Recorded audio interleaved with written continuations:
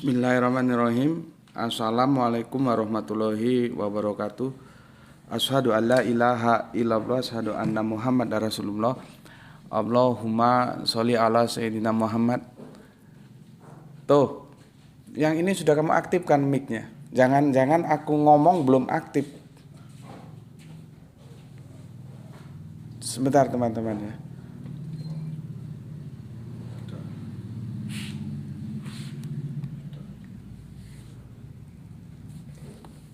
Lihat. Oke, aku ulangi lagi ya. Bismillahirrahmanirrahim. Assalamualaikum warahmatullahi wabarakatuh. Asyhadu an la ilaha illallah, asyhadu anna Muhammad Rasulullah. Allahumma sholli ala sayyidina Muhammad wa ala ali ala sayyidina Muhammad. Kama sholaita ala sayyidina Ibrahim wa ala ali ala sayyidina Ibrahim. Bil alamina innaka Hamidum Majid. Sebelumnya kita panjatkan dahulu doa kepada Gusti Allah Agung untuk saudara-saudara kita yang telah memberikan sholawatnya kepada channel dakwah ini, sehingga channel ini dapat dengan setia eksis hadir dalam ruang-ruang diskusi kalian semuanya dimanapun kalian berada.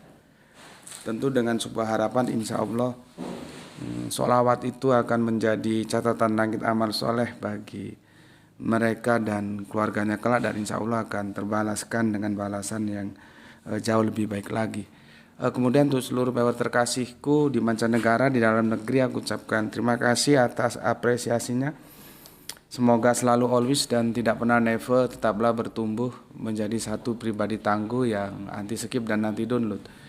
Bagi yang berkenan silakan saja di share linknya ya, link kajiannya. Jadi jangan videonya diunduh kemudian dipotong-potong ya, apalagi diadu-adu, itu aku nggak kasih. Linknya saja kalau berkenan, kalau nggak ya nggak usah, nggak ada masalah ya. Oke, sebelumnya aku kasih konfirmasi kemarin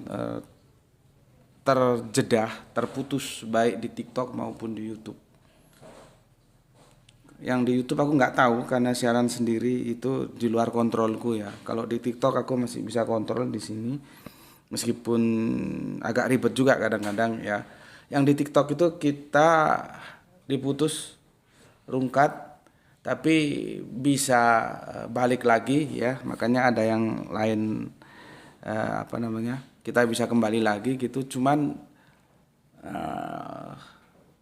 mendapatkan sebuah hukuman ya dari TikTok,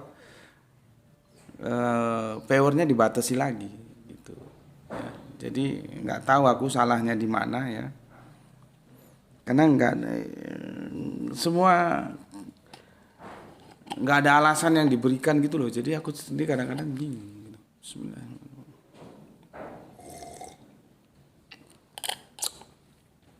Kalau ada alasannya kan aku bisa jadikan itu pelajaran, artinya itu dihindari gitu. Tapi nggak ada, tiba-tiba diputus gitu. Dan akhirnya kita bisa naik lagi, tetapi dengan catatan kembali dibatasi lagi powernya. Ya sudah. Artinya untuk mencapai power di atas 1000 itu sulit karena sudah dibatasi sama TikTok. Bismillah. Kalau kemarin dibatasi kan sempat dibuka, sekarang ditutup lagi. Kalau yang di YouTube sepertinya kendala teknis ya. Karena memang wifi-nya wifi yang cuman berapa Mbps ya, belum mampu untuk berlangganan yang 100 Mbps gitu ya. Jadi ya akhirnya terkendala seperti itu ya. Oke, itu untuk kalian semua, dan nanti untuk lebih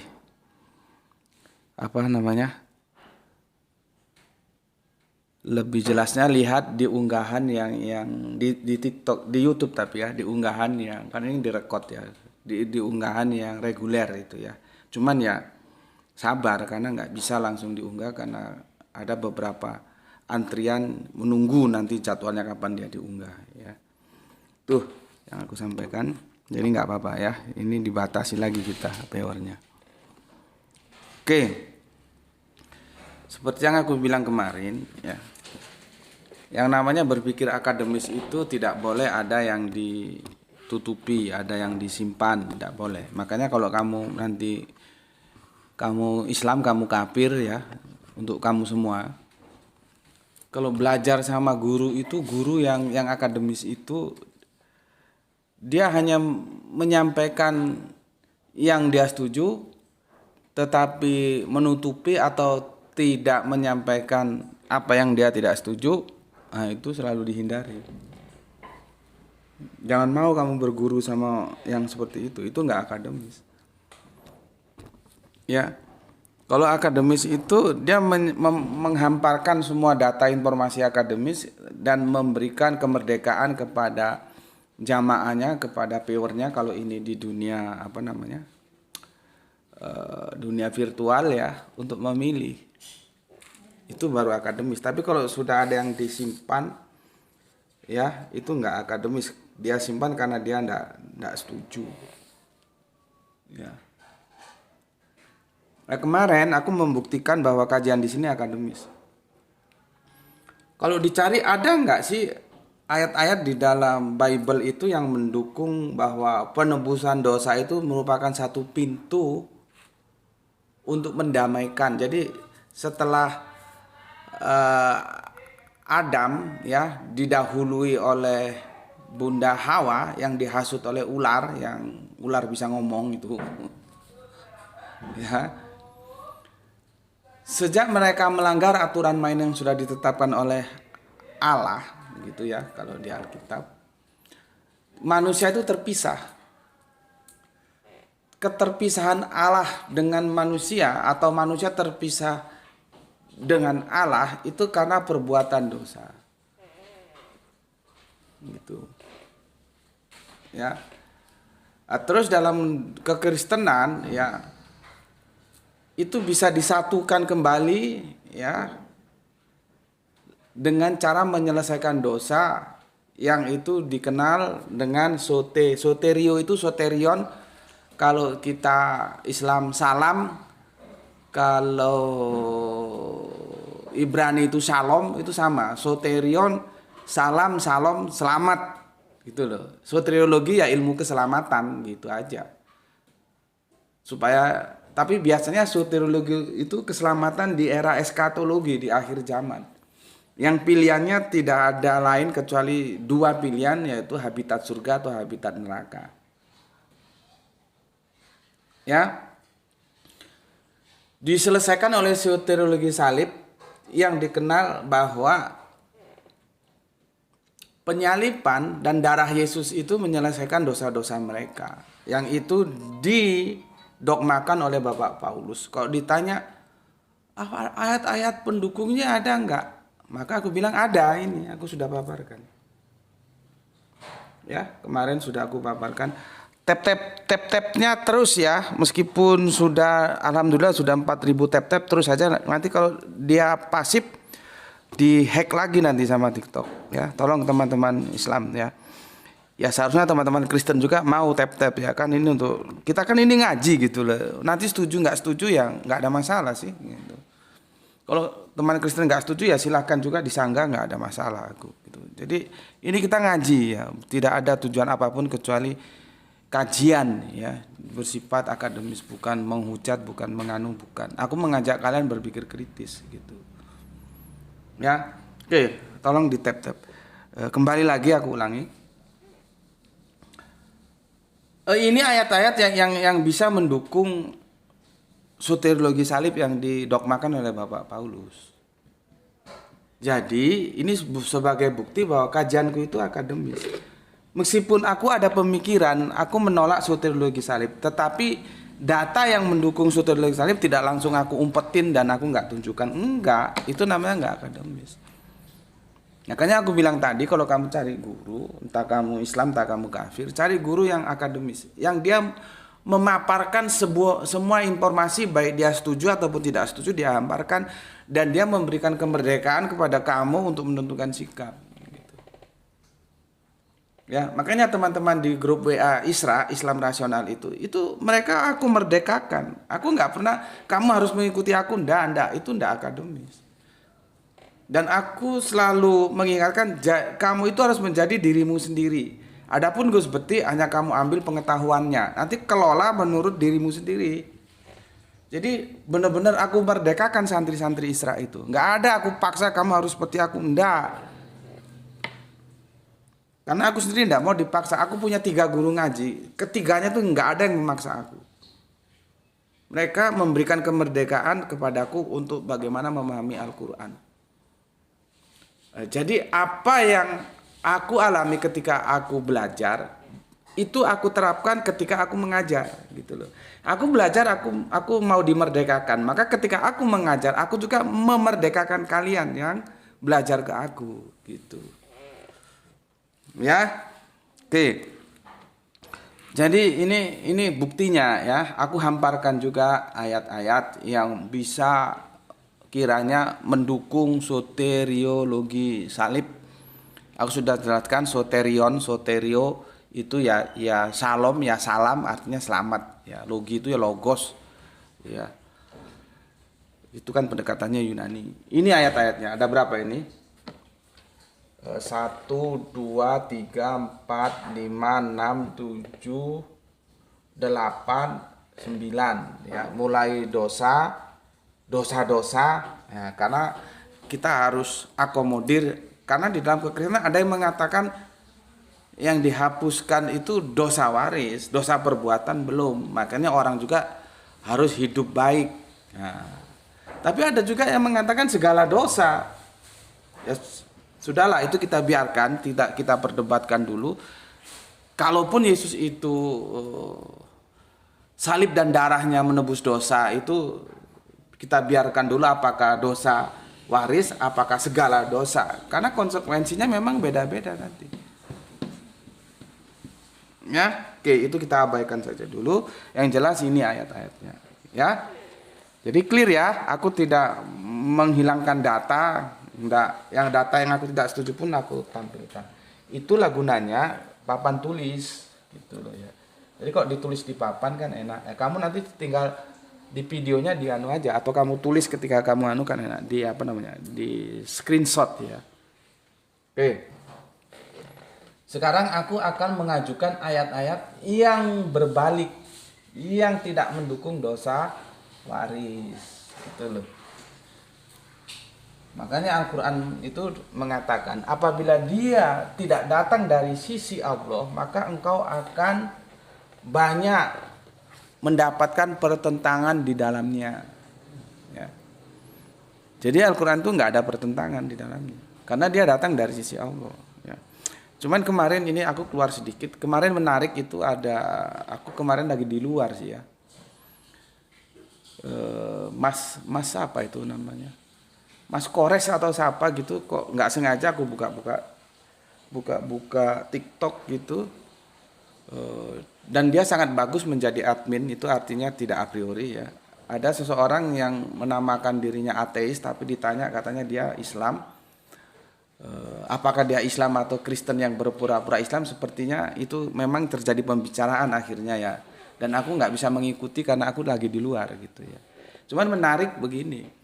Dia tanya surat Al-Ahzab, ya surat Al-Ahzab sama surat Abasa, gitu ya. Di surat Al-Ahzab kan dikatakan bahwa kanjeng Nabi itu kan uswatun hasanah, ya, sebagai panutan prototipe yang hasanah, yang baik. Ya, lalu bagaimana di surat Abasa?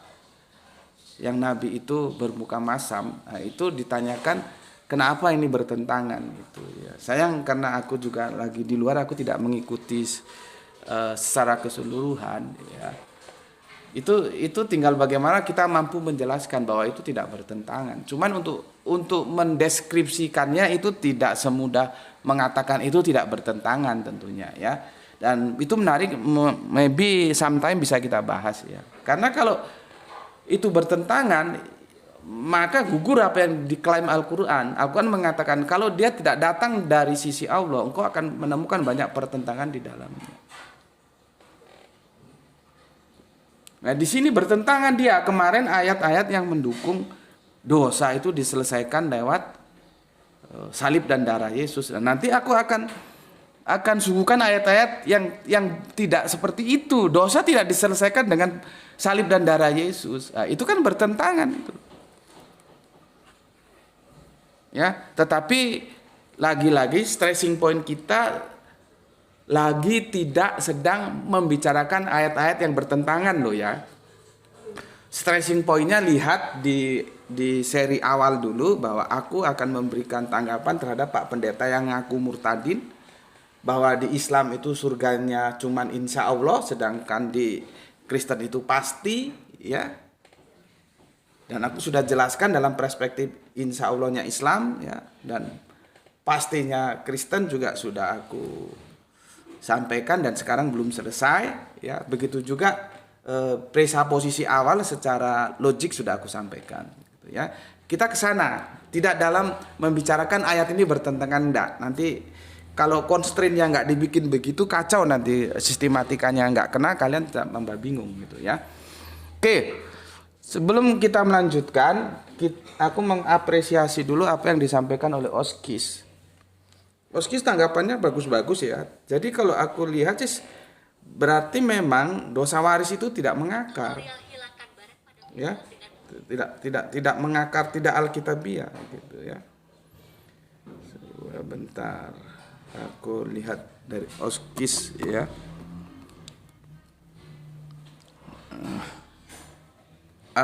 Aku harus gini Oskis. Sebelumnya terima kasih Oskis. Iya benar Oskis ya baca namanya ini. Kalau kita teliti dalam sejarahnya doktrin dosa waris ini sebenarnya telah mengalami perubahan pemahaman. Berikut kronologinya. Setelah Paulus bertobat dari seorang Farisi menjadi Nasrani, Paulus menggabungkan 3 ajaran, yaitu 1. Kecenderungan manusia berbuat dosa. 2. Soteriologi salib, yaitu kabar tentang kebangkitan Yesus setelah penyaliban yang awalnya disampaikan Petrus kepada orang Yahudi saat hari Pentakosta dengan harapan orang Yahudi bertobat, dibaptis dalam nama Yesus sebagai pengampunan dosa mereka. Nah, ini harus hati-hati. Jadi stressing pointnya bukan penyaliban itu yang menghapuskan dosa, tetapi di sini adalah pertobatan dan diwujudkan dalam pembaptisan. Nanti kita bicarakan pembaptisan. Makanya gue kan pernah rame dengan teman Kristen ketika gue bikin video kajian gue. Satu-satunya Tuhan yang berdosa ya Yesus. Kenapa? Yesus dibaptis. Yesus itu dibaptis loh, tapi Yesus sendiri tidak pernah membaptis. Ya. Kamu cari dalam literasi perjanjian baru, Yesus itu tidak pernah membaptis loh. Kamu carilah literasinya, mungkin aku baca kelewat gitu ya, ya mohon dipersori. Kalau memang begitu tolong kasih 1 ayat aku di mana Yesus membaptis. Enggak pernah. Yang membaptis itu nanti murid-muridnya. Jadi Yesus itu dibaptis, dia tidak pernah membaptis. Dia dibaptis oleh Yohanes Pembaptis. Makanya Yohanes itu dapat julukan Yohanes Pembaptis. Masalahnya pembaptisan itu salah satu bentuk penyelesaian dosa. Jadi nggak ada ceritanya dosa itu bisa dihapuskan oleh orang yang tidak pernah berdosa. Nggak ada ceritanya. Terlepas besar atau kecil, kita itu berdosa. Dosa itu diawali dari kesalahan. Karena tidak ada orang yang selama hidupnya benar terus, itu tidak ada. Cuman nanti berbeda dong. Tingkat kesalahan kita sama tingkat kesalahan baginda Yesus, ya jelas beda. Tapi kan tetap aja salah. Makanya diselesaikan lewat baptis. Gitu loh. Kalian ngerti nggak aku uraikan begini? Ya, kalau ngaji di sini nggak bisa separuh-separuh ya, nggak bisa sambil lalu ya. Tolong di tap-tap ya, jangan lupa teman-teman, di tap-tap dan jangan di revote ya. Teman-teman kafir kalau nggak setuju tinggalkan. Mungkin kajian ini akan mengganggu imanmu, tinggalkan saja, nggak usah dilihat, nggak usah di skip ya, cari channel lain dan tolong jangan diganggu. Dan gue tidak bermaksud mengganggu imanmu, gue ngajak berpikir. Masa lalu nanti berpikir itu mengganggu imanmu, itu kan urusan lu, bukan urusan gue.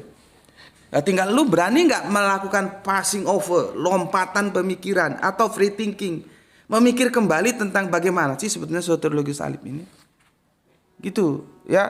Jadi aku ndak ada mengganggu iman orang, ndak. Ya. Maka dari itu untuk yang kafir-kafir kalau merasa terganggu silahkan tinggalkan dan cari channel lain, juga channel lain banyak kan, gitu. Ya, dan jangan diganggu, jangan direvot tolong, karena kemarin sudah dirungkat ini dan dibatasi anunya penontonnya. Ya. Oke. Jadi itu ya, aku lanjutkan. Ini aku sendiri lagi sekarang, gerak itu mau berangkat kuliah. Hati-hati. Ya. Aku lanjutkan ya. Jadi itu ya. Aku baca lagi ya. Setelah Paulus bertobat dari seorang Farisi menjadi Nasrani, Paulus menggabungkan 3 ajaran, yaitu 1, kecenderungan manusia berbuat dosa. Ya, cenderungnya manusia berbuat dosa. Ya. 2, soteriologi salib, tapi jangan dipahami salah soteriologi salib ya, sudah aku jelaskan tadi. Ya. Soteriologi salib yaitu kabar tentang kebangkitan Yesus setelah penyaliban, awalnya disampaikan Petrus kepada orang Yahudi saat hari Pentakosta dengan harapan orang Yahudi bertobat dan dibaptis dalam nama Yesus sebagai pengampunan dosa mereka. Jadi tobat lalu dibaptis sebagai bentuk ritualnya, gitu loh ya. Dan menerima Yesus sebagai Tuhan, junjungan dan Kristus. Kisah Para Rasul 2:22-39. Jadi teman-teman nanti lihat videoku biar kepalamu nggak mumet ya. Yesus itu Tuhan, tapi bukan Allah. Itu videonya sudah jadi aku nggak jelaskan lagi apa itu Tuhan, apa itu Allah ya. Makanya ngaji di sini nggak bisa sepotong-sepotong, kamu harus ikuti secara runut ya. Yesus itu Tuhan, iya. Kalau aku ditanya Yesus Tuhan, Tuhan Yesus itu, tapi bukan Allah loh ya. Masalahnya ada kekacauan bahasa dalam internal kita. Ya, bahasa Indonesia itu diserap dari bahasa Melayu. Bahasa Melayu itu juga banyak menyerap ya bahasa-bahasa Arabian. Makanya Letzker ya itu kemudian menerjemahkan ulang dari terjemahan Brouwys yang ribet, rumit, ruwet, masih banyak serapan-serapan lisanul Arabia. Ya, itu sejarah Injil nantilah bisa kita bicarakan ya. Jadi Yesus sebagai Tuhan. Makanya aku bilang aku membela Paulus. Karena Paulus tetap bertauhid. Gak pernah Paulus bilang Yesus itu Allah. Ayo cari ayatnya. Ini pendeta-pendeta juga biar tahu ini. Biar kalau ngajarin jemaatnya yang benar gitu loh. Paulus itu bukan Tritunggal. Paulus itu memegang syahadat Shema Yahudi. Paulus itu Yahudi loh. Paulus itu Yahudi. Gitu loh. Seperti ini dijelaskan. Kemudian dia dari Farisi menjadi Nasrani. Awalnya Yahudi dan pengikut Yesus itu 12 murid itu Yahudi semua itu. Itulah perlunya kita belajar sejarah bagaimana Abrahamic faith itu terbentuk. Jadi agama itu tidak terpisah-pisah. Ya. Milata Abraham, Yahudi, Nasrani, Islam itu satu garis lurus. Kita itu satu keluarga besar Abraham, gitu loh. Cuman kalau aku ngomong gini nanti ada yang protes, baik yang dari Islam sendiri memprotes, dari Kristen sendiri juga memprotes. Oh, goblok gue. Karena apa? Keimanan kita tidak bisa terlepas dari kewibawaan seorang tokoh yang bernama Abraham atau Ibrahim. Itu ya. Oke, aku lanjutkan. Ya, nanti bisa di kisah Para Rasul 2:22-39 ya. 3. Ajaran tentang kebangkitan orang mati. Makanya gue kemarin bilang, sebetulnya pondasi kekristenan itu dibangun atas dasar kematian atau kebangkitan Yesus. Itu terjadi perdebatan sengit antara dua teman Kristenku dan aku menikmati perdebatan, bagus debatnya ya. Kalau kita merujuk apa yang disampaikan oleh Pak Paulus memang berpijak pada kebangkitan, bukan kematian. Cuman masalahnya kan akan didebat, bisakah kebangkitan itu hadir tanpa kematian? Nanti yang berpegang pada kematian bilang apa gunanya mati kalau nggak bisa bangkit lagi. Ya, jadi repot. Seperti ini telur dulu atau ayam dulu telur dulu. Jadi asik debatnya itu ya. Cuman kalau secara tekstual Paulus berpijak bahwa kekristenan itu dibangun atas dasar kebangkitan bukan kematian. Ini pendeta-pendeta ini suruh dengar ini nih supaya ngerti dia. Supaya memberikan penjelasan yang benar kepada jemaahnya. Kebangkitan atau kematian gitu loh ya. Oke.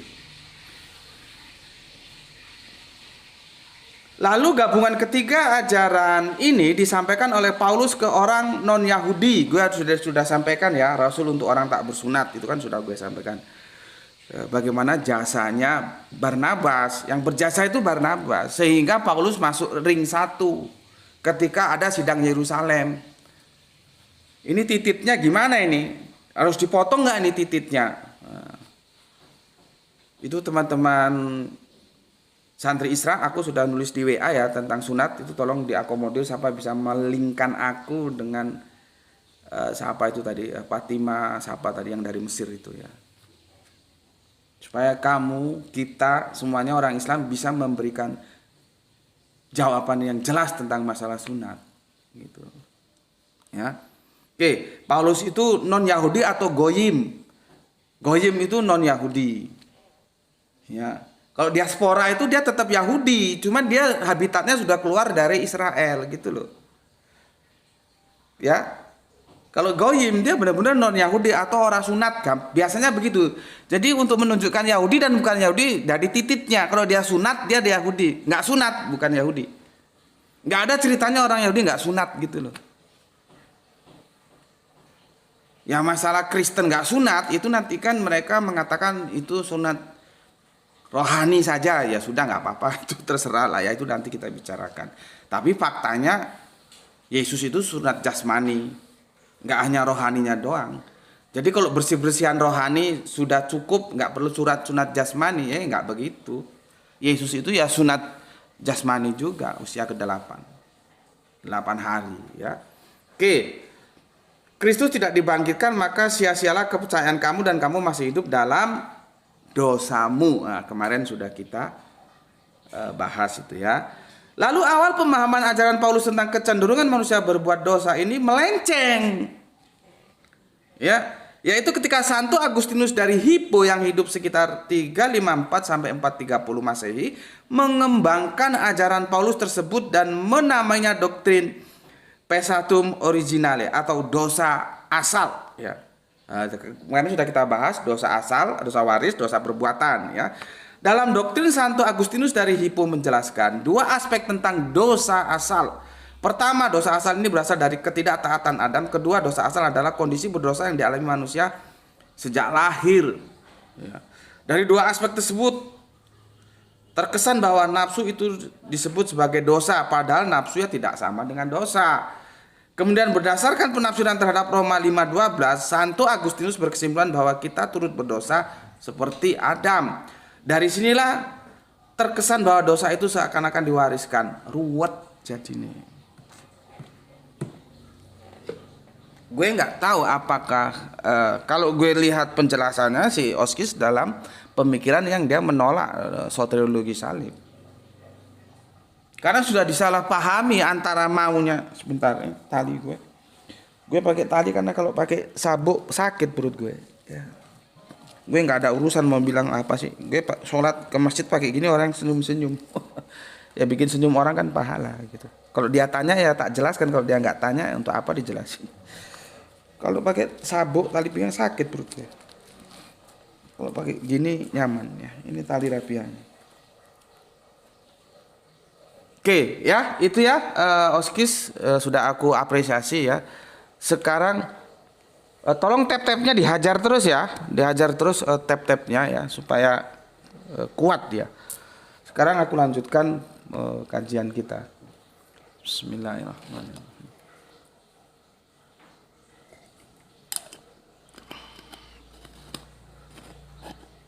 Jadi kembali lagi ya, kalau ada pendapat tokoh-tokoh agama, ini untuk kamu yang kafir maupun yang Islam, cross check ke kitab sucinya, sejalan enggak gitu loh. Jangan terpesona dengan tampilan, ya tampilan aja kok. Ya. Oke. Ya. Aku sudah berkali-kali tanya, ya. Kalau pendeta itu yang ngomong dia bilang pasti masuk surga, itu sebenarnya aku mau tanya itu literasi dalilnya di mana sih? Dalil yang nakli ya, bukan yang akli. Yang nakli, yang nas di mana? Ya, kok dengan entenya saya pasti masuk surga, pasti masuk surga. Di mana? Coba cari, kasihkan ke aku. Nanti kita ya kalau itu memang bisa dipertanggungjawabkan ya monggo. Ya. Coba sampai sekarang di mana ada kata pasti diselamatkan, pasti masuk surga? Ya. Oke. Aku akan coba ya melihat dulu bagaimana kerangka berpikir Yahudi. Ya. Karena bagaimanapun murid-murid Yesus itu Yahudi. Ya. Oke. Kita lihat dulu. Karena gue sudah bilang ngomong, kalau memang soteriologi salib, main tebus-tebusan dosa itu ada, tentunya Yahudi juga melakukan itu toh. Bukankah peristiwa Adam dan Hawa itu jauh sebelum Yahudi ada? Jauh sebelum milatah Abraham ada. Tapi faktanya mereka tidak mengenal. Itu kan sebuah tanda tanya, loh kenapa ya?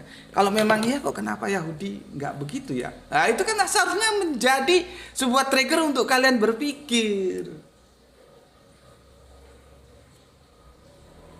Gitu loh. Ya. Oke, tab-tabnya Kang Mas. Tolong di tab-tab itu masih tetap 4,5 itu nggak beranjak dia supaya kuat ya. Ya.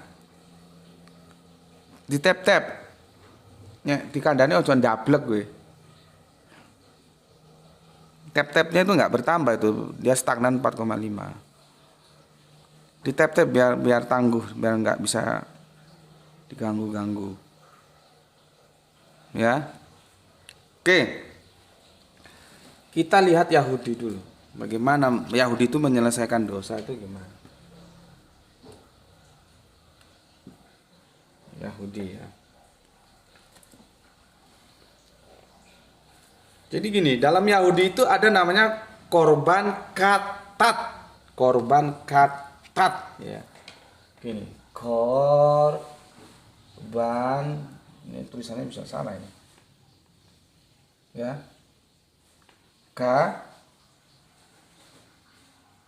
Double T.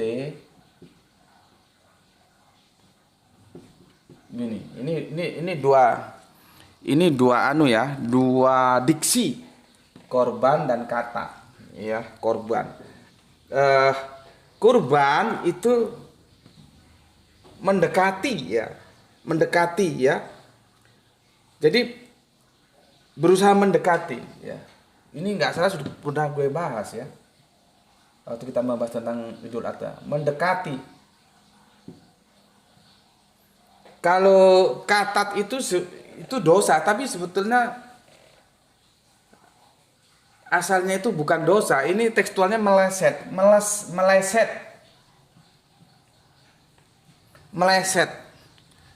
Peluru itu meleset. Jadi keluar atau menyimpang.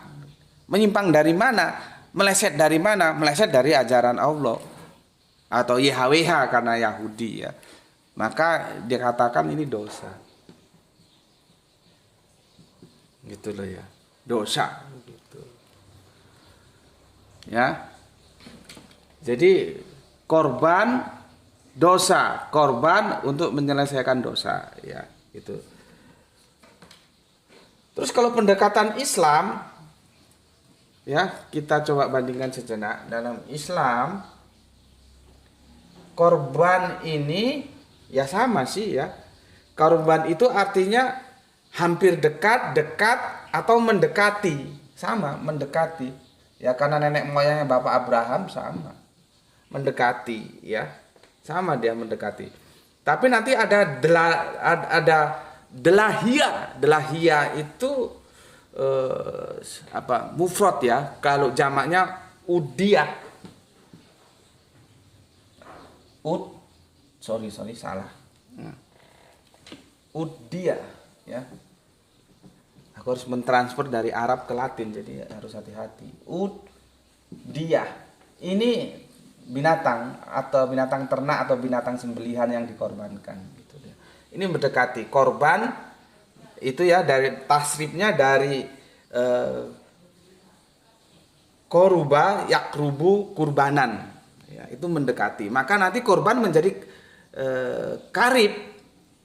Karib itu dekat. Maka ada istilah di kita sahabat karib atau kawan karib atau kadang-kadang karib. Karibmu mana? Nah, itu seperti aku bilang tadi. Bahasa-bahasa kita Indonesia itu dari Melayu. Melayu sendiri sudah banyak menyerap dari bahasa-bahasa lisanul Arabian. Ya, jadi korban itu ya sama mendekat di sini ya. Maka nanti ada sahabat karib, sahabat dekat, karib. Nanti lebih dekat dari karib itu ada lagi yang itu gelar itu hanya dimiliki oleh Kanjeng Nabi Ibrahim, Khalil.